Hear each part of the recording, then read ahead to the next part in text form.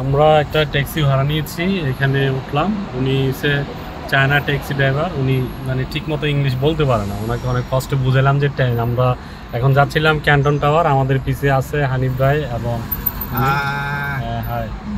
এখন আমরা গাড়িতে উঠলাম, এখন যাবো হচ্ছে ক্যান্টন টাওয়ার। সেটা এখান থেকে কিছুটা দূরে, বাট মেট্রো দিয়েও যাওয়া যায়। চিন্তা করলাম আজকে একটু গাড়িই চড়ি, ট্যাক্সি চড়ি, যেহেতু আসা হয়েছে ট্যাক্সি তো আর চড়া হয় না, এই জন্য। তো আমরা যাচ্ছি, আমাদের সাথে থাকবেন। ইনশাল্লাহ আরও কিছু ভিডিও আমরা পোস্ট করব এবং দেখাবো চায়নাতে কিভাবে কি করা যায়। আসলে চাইনিজ ভাষা না বুঝলেও বা অথবা ইংলিশ ভাষা যদি নাও বুঝেন, এখানে তাদেরকে যদি আপনি ট্রান্সলেট করে বুঝাইতে পারেন তাহলে ওরা এগুলো বুঝে, ঠিক আছে। অথবা জায়গা যদি দেখান বা অ্যাড্রেস দেখান তাহলে তারা বুঝে। আর আমরা এখন যাচ্ছি এসে মিটারে, ওদের এসে মিটারের হিসাবে এরকম একটা মিটার আছে। এই যে মিটার দিয়ে এটা যত টাকা উঠবে বা যত আর্মি উঠবে সেটা আমি আলিপেতে পে করে দিব ইনশাল্লাহ, দিলে ওটা হয়ে যাবে। আর এটা হলো যদি কোথাও দূরে ঘুরতে যান তাহলে সেক্ষেত্রে আপনি তাদের সাথে কনফারেন্স করে কথা বলে তারপরে যে এটা ভালো আর কি। এখানে সব কিছুই একটু বেশি চাইনিজরা রেট চায়, সেটা যদি আপনি বলেন বা দামাদামি করেন আশা করি সেটা আপনি নিতে পারবেন সহজে। তো ঠিক আছে গাইজ, আমাদের সাথে থাকেন। আশা করি আরও কিছু ভিডিও আমরা দিব। এখন আমরা আছি গুয়াংজুতে, সানিয়াল্লিতে।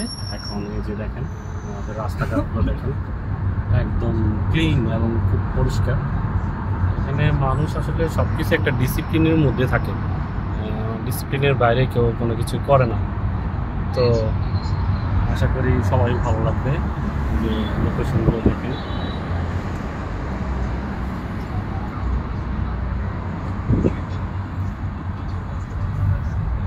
রাস্তাঘাটগুলা ইজি।